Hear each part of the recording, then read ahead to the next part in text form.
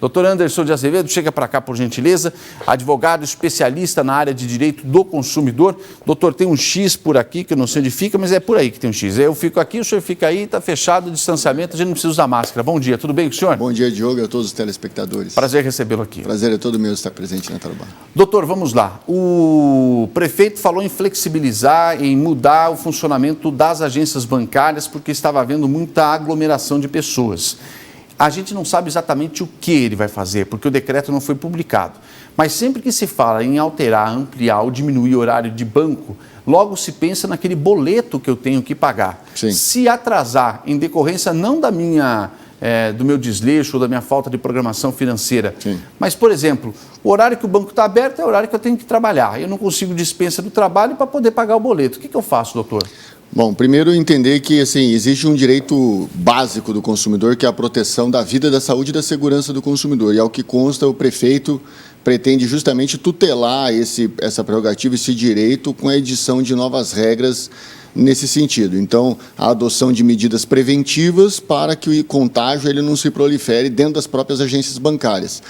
Já houve, na semana passada, retrasada, Diogo, por parte da ACIL, inclusive, e com os seus associados, né, uma conversa, um diálogo no sentido de evitar a cobrança das multas, dos juros, da correção monetária decorrente do atraso no pagamento dos boletos. Então, já é uma medida, inclusive, conversada junto com a ACIL e com os demais, os associados, para que evitar que o consumidor ele pague por essa situação. Se ele não tem à disposição a condição do sistema bancário adequado para que ele possa efetuar o pagamento do boleto, e não é todo mundo também que tem acesso à internet para poder fazer o pagamento pelas agências virtuais, Deixa etc. eu dar um exemplo.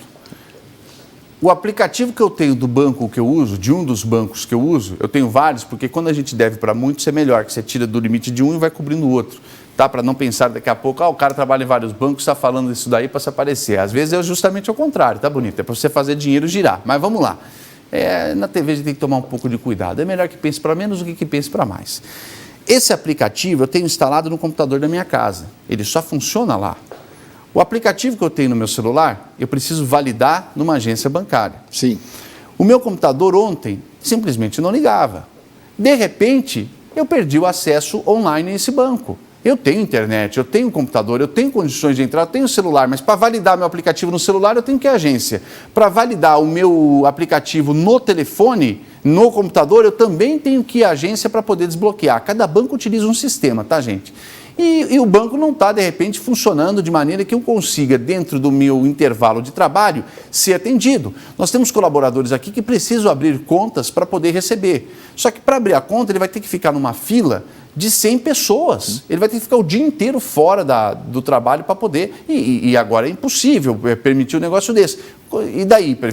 Ele não pode ser prejudicado, né? Mas o banco está aberto, mas ele não consegue chegar lá. Mas são as circunstâncias concretas de cada problema que determinam a responsabilidade ou não do consumidor. O consumidor é a parte vulnerável na relação de consumo, Diogo. Ele não pode ser prejudicado pelo fato do sistema bancário não estar funcionando adequadamente. E o sistema, quando nós dissemos sistema bancário, não é apenas o aplicativo, o sistema de internet, mas é a conjugação dessas circunstâncias, por exemplo, da necessidade do consumidor ter de comparecer até uma agência bancária para validar o aplicativo, como no exemplo que você trouxe, né? Ou outras, por exemplo, o consumidor ele não tem o dever, por exemplo, de ter acesso a um aplicativo.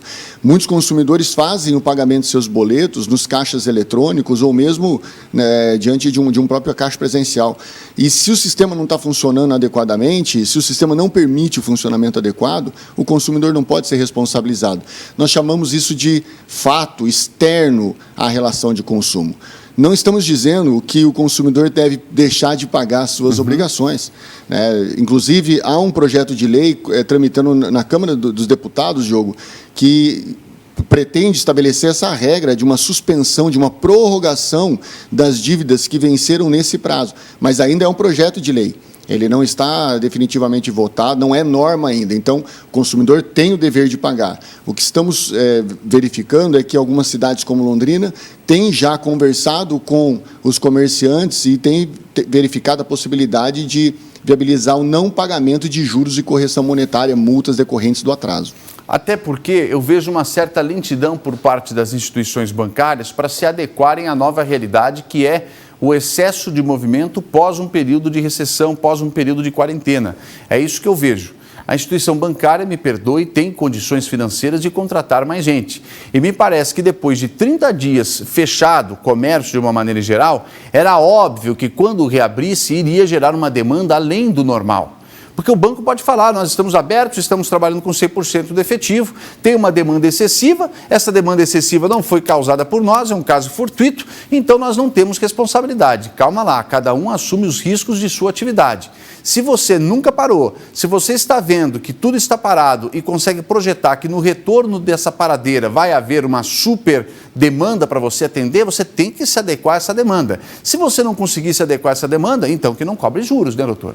Pois é, e outra circunstância comum no comércio é a entrega de produtos que são eventualmente adquiridos pela internet, produtos online. Também nós estamos vendo uma mudança no padrão de comportamento. A sociedade, como ela não pode mais comprar presencial, estamos aumentando o consumo pela via online, né? Uhum. E aí o que acontece é justamente o problema de uma falta de condição desses comerciantes que não estavam preparados para esse excesso de demanda, de uma entrega do produto exatamente nos prazos que foram convencionados. É um ajuste também que provavelmente será feito em breve, né? E parte do comerciante. Pois, exatamente. Os vouchers, muita gente entregando vouchers. Comprei, não consegui entregar, está aqui o papelzinho, volta daqui tantos dias. O prazo começa a contar a partir da data que você vendeu ou que você recebeu o dinheiro. Mas uma hora essa conta vai vir. E vai vir o voucher e vai vir mais a demanda normal. Você vai ter condições de atender os dois? Se prepare, comerciante, se prepare, empresário. Aqui o direito do consumidor não é para garantir uma ação do consumidor contra o senhor. Também, essa entrevista também é para preparar você, comerciante, prestador de serviço, para não levar uma chibatada daqui a pouco. Porque vai vir, uma hora vai vir. E daí, doutor? Muita gente entregando papelzinho com vale isso, com vale aquilo. E a demanda vai juntar tudo lá na frente. Se não tiver condições de atender a demanda, o que faz aí? Bom, aí a gente entra na teoria do risco, né? O empresário, ele já está verificando uma circunstância, como você mencionou, que vai acontecer em breve. Ele deve se preparar, ele deve criar condições para que o produto seja entregue, para que o serviço seja prestado dentro daquilo que ele está prometendo, né? Obviamente, ele já tinha uma medida da sua demanda e ele já está percebendo com os chamados, com as aquisições que são feitas, qual vai ser essa demanda que ele vai ter lá na frente. E aí a responsabilidade é dele de cumprir essa nova proposta que ele está fazendo, essa nova oferta que ele está fazendo. O não atendimento disso, Diogo, pode gerar diversos problemas, inclusive de ordem moral, dependendo da repercussão que o não cumprimento dessa proposta causa na vida do consumidor. O consumidor pode demandar não apenas a entrega do produto ou a prestação do serviço ao qual o fornecedor se vinculou, como também eventuais danos materiais e morais decorrentes do não cumprimento dessa oferta e dessa proposta. Meu tempo esgotou, eu quero encerrar com a dica do Dr. Anderson de Azevedo para a solução de casos sem que haja necessário sequer, às vezes, procurar um advogado, que é a alternativa eletrônica que o senhor repassou de um site, né, doutor? Exatamente. Existe um site hoje em nível nacional que é o consumidor.gov.br. Consegue digitar, Lari? Consumidor.gov.br. Tenta, se não der, tudo bem. Consumidor, não tentar digitar, porque isso eu sei que você sabe fazer, que às vezes não dá para jogar aqui na tela. Consumidor.gov.br. É um site que ele é administrado pelo Departamento de Proteção e Defesa do Consumidor, pela Senacom, que é a Secretaria Nacional do Consumidor, e esse site ele pretende justamente resolver alternativamente os conflitos, né? Então você entra, se cadastra como consumidor, cria lá o seu cadastro, e esse site ele medeia aí uma conversa, uma tentativa de solução do problema com o fornecedor no caso de conflitos. Nós temos ele na tela aí, Lália, ou ainda não dá para colocar? Na minha aqui não está nem no ar. Tanto o PROCON do Paraná quanto o PROCON de Londrina adotam esse modelo, esse sistema. Ah, tá aqui embaixo. Eu queria que você digitasse para colocar a tela no ar. Mas beleza, mas está aqui no GC aqui embaixo. Pega esse GC que está aqui embaixo, aqui, ó, consumidor.gov.br, não é tão difícil.